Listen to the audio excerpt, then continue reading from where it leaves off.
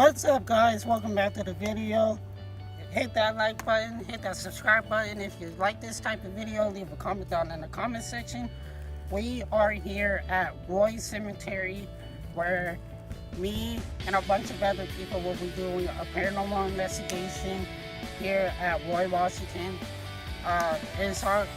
We've been here for about an hour already. We've seen an apparition, and it's not even nighttime. I will catch you guys when it's nighttime. I'm really sorry. Are you missing your children and your husband? It's something. No, that's her husband right there. Oh, you're right. Are you and your husband together?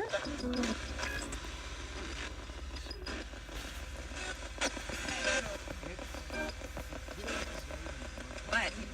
That was today's 1-year anniversary.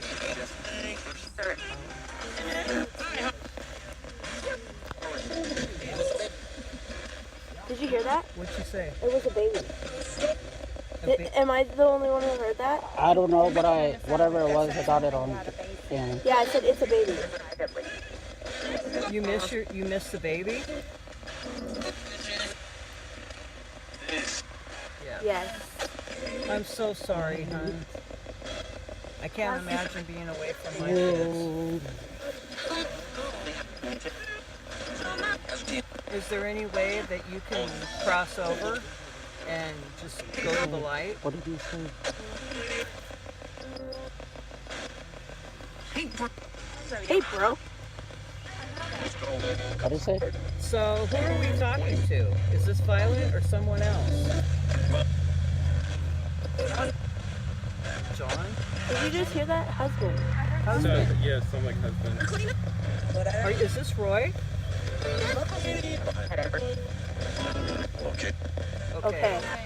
Hi, Roy.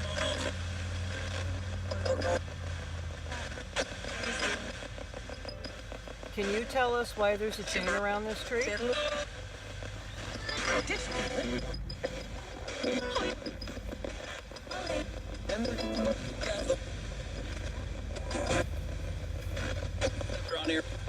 Is the chain for you or your wife?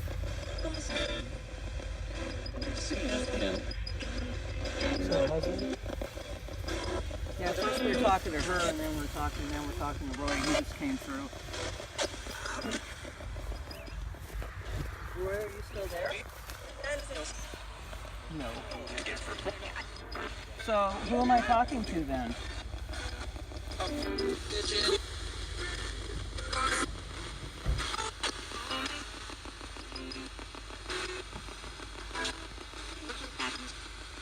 Hello?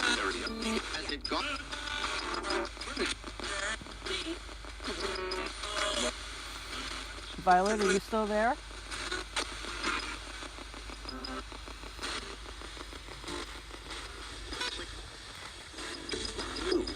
It said lights on or something like that.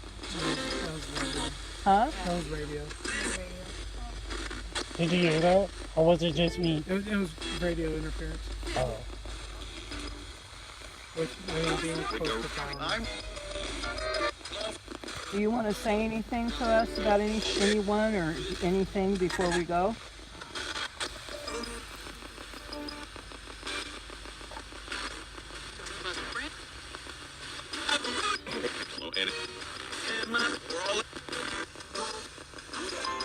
No?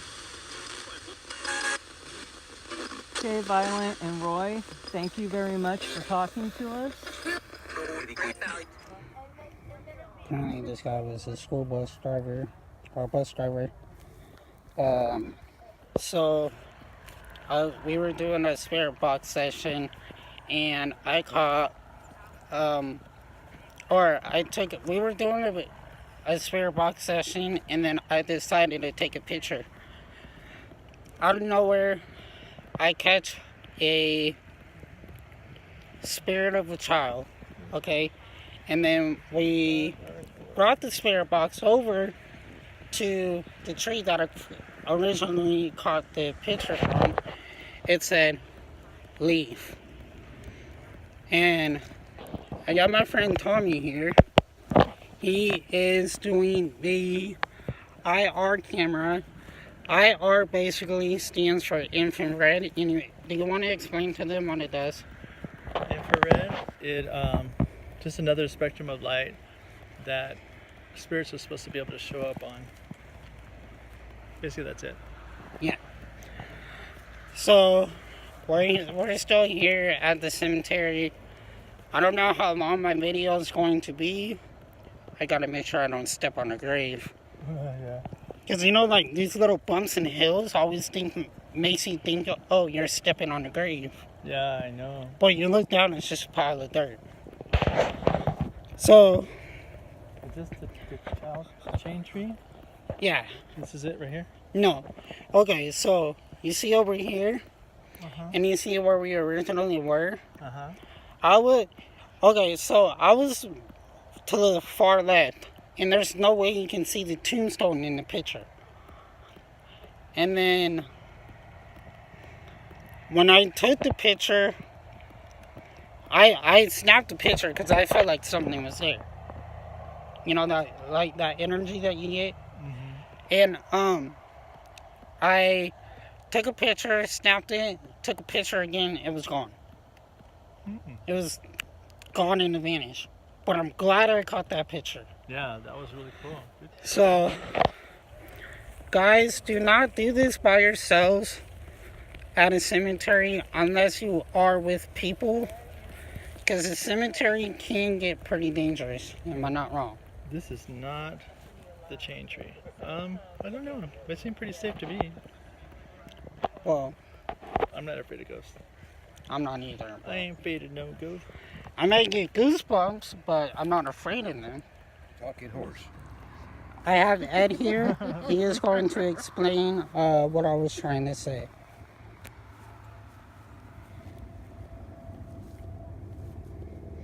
Okay, when a spirit is strong enough, or you get a spirit to react to these lights right here, the lights will light up. The stronger the connection with the spirit, the stronger the energy, the brighter the lights, the more lights you have lit up. But normally when you are communicating with the spirit using this EMF meter, you'll normally will get just the first light. Right. So this light here stays steady, and this in here will flash. Or you can say, or you can ask, is there any spirits here? If there is, would you make the light flash? Okay. The second light flash, okay? And then you can say, then you can start asking questions, yes and no questions. And you got to wait a second for them to make the light flash. Yeah, because you got to give him a chance to think. Okay, now, the best tool to use, here's your meter back, is you get one of those, the little short lights, flashlights, where you can have to turn the lens to turn the light on and off. Right. Okay, the more you turn it in, the brighter it gets. So what you do is you just keep twisting just a little bit until the light just barely goes out. Okay. Then you gently set it down, and then you start asking your questions. Oh yeah, that makes more sense. Yeah. See, because making the lights flash, it's that is mostly kind of a yes and no type question. And then sometimes it will stay on a little bit longer instead of just a flashing. It'll stay on a little bit longer, depending on the type of question that you're asking, the type of answer that they want to give you. Right. Now, see, on my rods,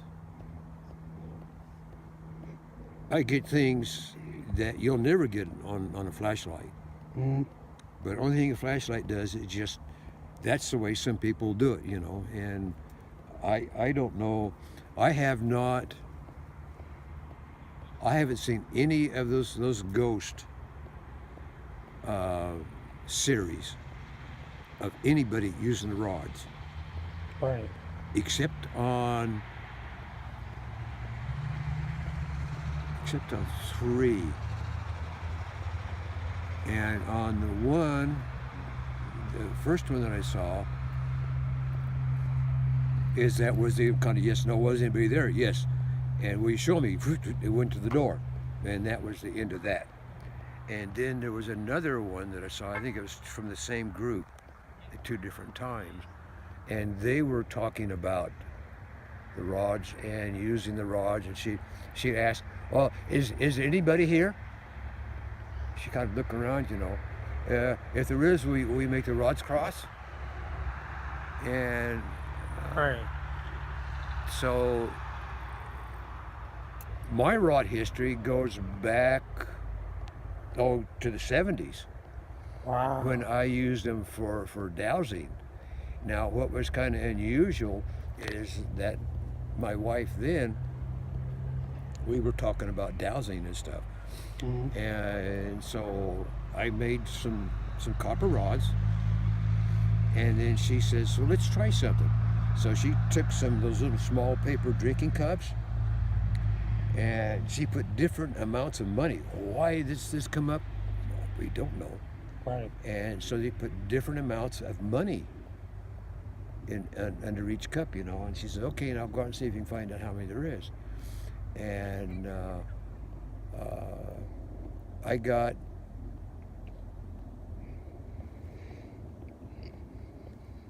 on all of them, I was within about, I don't know, 2 or 3 cents.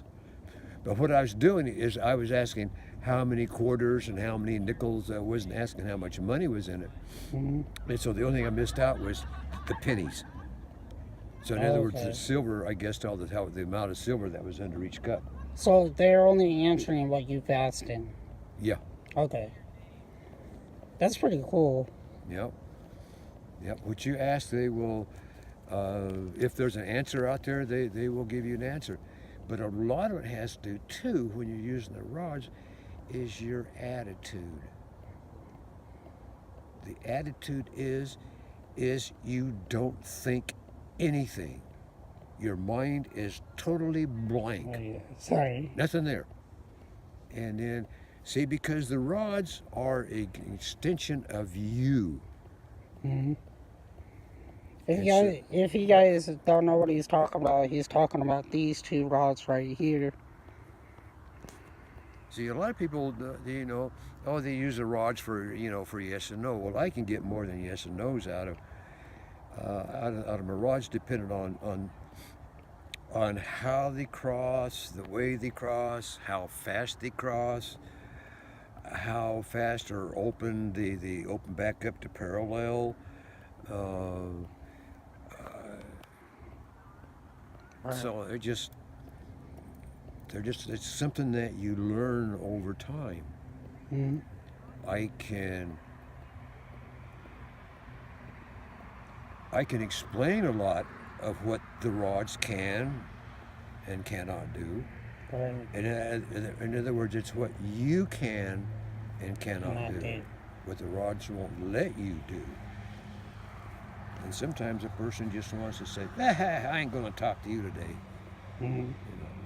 So each time I go out, I learn something a little bit different, or I find out something a little bit different, and what I'll call rods or talking sticks or whatever, you know. But I have fun with it. Well, thank you for explaining that for them. Yeah, and they have fun with me too. I'm sure they do.